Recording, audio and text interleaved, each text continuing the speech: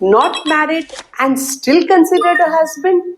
Is that possible? The answer is legally yes. No! God, please, no! No! The Supreme Court of India recently, in a case called Lokesh BH versus State of Karnataka, decided on 3rd August 2026. The matter was about a couple that were living together since 2010. The wife alleged mental and physical cruelty, dowry demands, and she filed a police complaint before the police where she was living. तो live-in relationship is a relationship in the nature of marriage but not a legal marriage.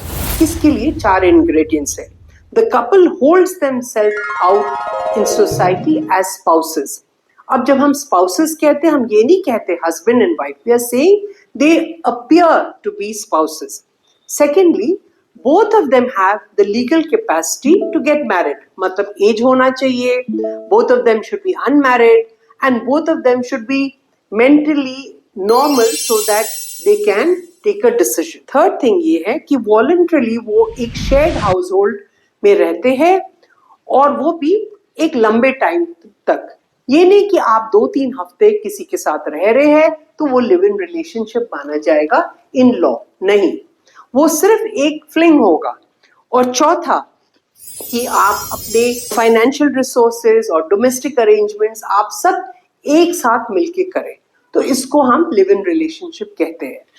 अब question ये है कि क्या live in relationship में couple को कोई rights है? तो आंसर है हाँ है. इस पर्टिकुलर केस में लेडी ने कहा कि हम दोनों की शादी हुई है, 2010 में शादी हुई है. डॉक्टर कहता कि नहीं, हमारी कोई शादी नहीं हुई है. लेकिन क्वेश्चन ये है कि चाहे शादी हो या नहीं हो, क्या वो डॉक्टर उस औरत के साथ ऐसे मिसबिहेव कर सकते थे कि उसका ऐसे केस बना मेंटल एंड फिजिकल क्रूएल्टी का? क्या वो डाउरी डिमांड कर सकते थे जो वो कर रहे थे? तो आंसर है कि नहीं. अगर कानून कहता है डाउरी प्रोहिबिशन एक्ट में कि आप डाउरी नहीं डिमांड कर सकते हैं, और अगर कानून ये कहता है कि आप अपने लिव इन स्पाउस के साथ मेंटल और फिजिकल क्रूएल्टी नहीं कर सकते हैं और आप ये करते हैं, तो ऐसे केस में ये कानूनी अपराध है. तो जब डॉक्टर ने देखा कि एफआईआर लॉन्च हो गया तो डॉक्टर कर्नाटका हाई कोर्ट गए. कर्नाटका हाई कोर्ट में उनका ये रिक्वेस्ट था कि ये पर्टिकुलर कंप्लेंट को क्वॉश कर दे.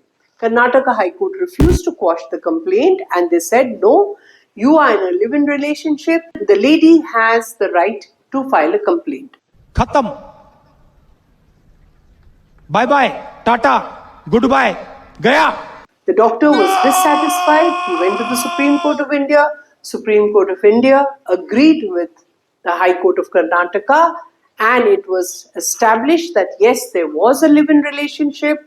The FIRs that were filed have to be investigated and it was decided that there would be no quashing of the case. तो अब हम ये समझ सकते हैं कि अगर आप एक रिलेशनशिप में हैं और अगर आप अपने स्पाउसल या अपने पार्टनर के साथ आप मिसबिहेव करते हैं, तो ऐसे केस में डेफिनेटली दूसरे पार्टनर को हक बनता है कि वो क्रिमिनल कंप्लेंट करे. अगर आपको ये वीडियो ठीक लगा तो आप प्लीज इसको लाइक कीजिए और आप इसको शेयर कीजिए ताकि ज्यादा से ज्यादा लोग जो लिव इन रिलेशनशिप में हैं उनको भी समझ आए कि उनकी लीगल राइट्स है. Thank you for watching us. नमस्ते and till we meet again in the next episode.